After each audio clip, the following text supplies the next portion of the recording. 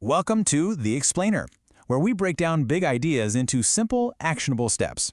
Today, we are going to crack the code on how to write a grant proposal that doesn't just get read, it actually gets funded.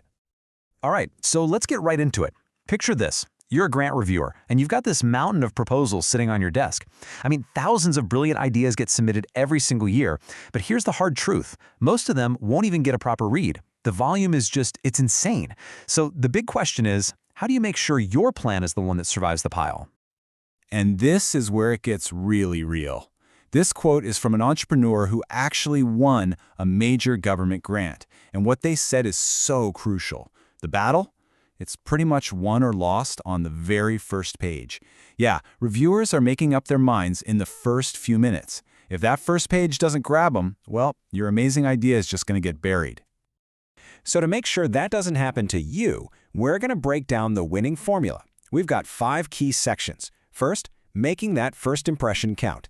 Second, crafting a killer one-page hook. Third, telling the story only you can tell. Fourth, avoiding some really common mistakes. And finally, we'll look at the DNA of a winning plan.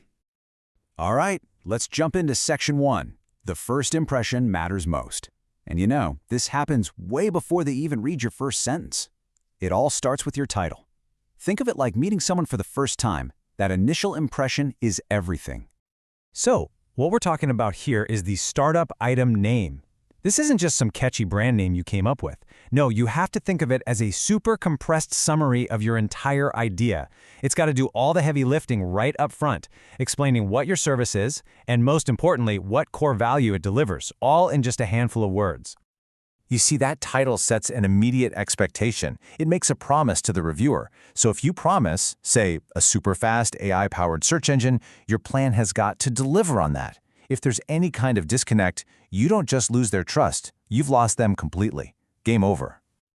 Okay, so your killer title got their attention. They've opened the proposal. Now what? That brings us to section 2, crafting your one-page hook. This is where you have to prove the value you just promised, and you have to do it fast. And please, whatever you do, avoid vague claims like this one. Our AI makes shopping more efficient. What does that even mean? It's so generic it means absolutely nothing to someone who isn't already an expert in your field. A sentence like this doesn't just communicate zero value, it actually works against you. So, instead of that vague claim, you've got to show a concrete, measurable result. Don't just tell them you make shopping efficient. Show them. Say you take a process that used to gobble up an hour of someone's time, and you shrink it down to just 10 minutes. Now that is a tangible result anyone can understand in a heartbeat. And this all leads to a really powerful tool, the before and after framework. You're not just describing a feature, you're describing a transformation. You show the reviewer that frustrating before state, searching for closes a time suck. Then you hit them with the amazing after state your solution creates. Find the perfect outfit in 10 minutes. When you frame it like this, the value is it's impossible to ignore. All right, on to section 3, the story only you can tell. Look, a great hook gets them in the door, but your proposal needs a soul to keep them reading. It needs a compelling story that's rooted in a real, deeply understood problem that people actually face. And a great way to tell that story is to structure it just like this. Lay out the pain points for everyone involved. Here, you can see the problems for online shoppers on one side and offline shoppers on the other. Then, and this is key, you draw a straight line from each one of those problems to a specific part of your solution. This shows the reviewer you've really thought through the entire customer experience. You know, the most powerful stories always come from real empathy. This quote here is fantastic. The insight wasn't just made up in a boardroom. It was discovered by actually talking to real users about something kind of subtle, that feeling of anxiety you get when you're just browsing in a store. When you include little details like this, it proves you've done the real work. You're not just guessing what people want. Okay, so knowing what to put in your proposal is half the battle. But the other half, which is just as important, is knowing what to leave out. That brings us to section 4, avoiding common pitfalls. Let's talk about the big red flags that make reviewers want to toss your plan aside. And first up on the what to avoid list, buzzwords. Yeah, those trendy, overused terms might sound impressive to you, but to a seasoned reviewer, they're often a sign that there's not much substance underneath. They can seriously hurt your credibility. Seriously, reviewers are so tired of words like platform and AI being thrown around like they're magic. A decade ago, maybe that was exciting, but today, they're just tools.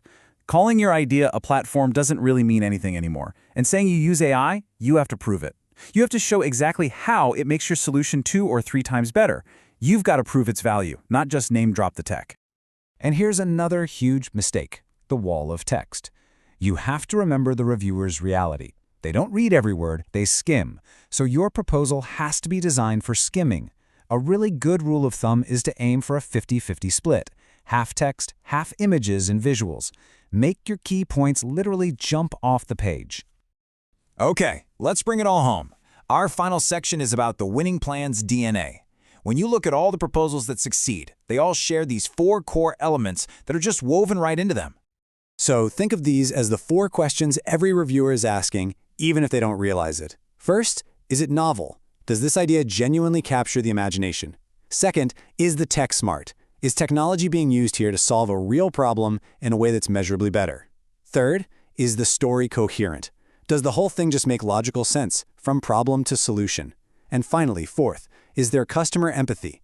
Does this plan prove you deeply understand a real, relatable human struggle?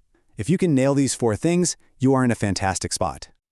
So, after all that, what's the ultimate secret to a winning plan? Well, when you boil it all down, it's not about a writing trick, it's about a fundamental shift in how you see the whole process. You have to stop thinking of it as just writing a document. And that right there, that is the ultimate secret. Your proposal isn't just a document that you write. It's a test. It's a test of how well you truly understand your customer. So stop asking yourself, is my proposal well written? And start asking, is my understanding of the customer's problem completely undeniable? If you can answer yes to that question, you will have created a proposal that they simply cannot ignore.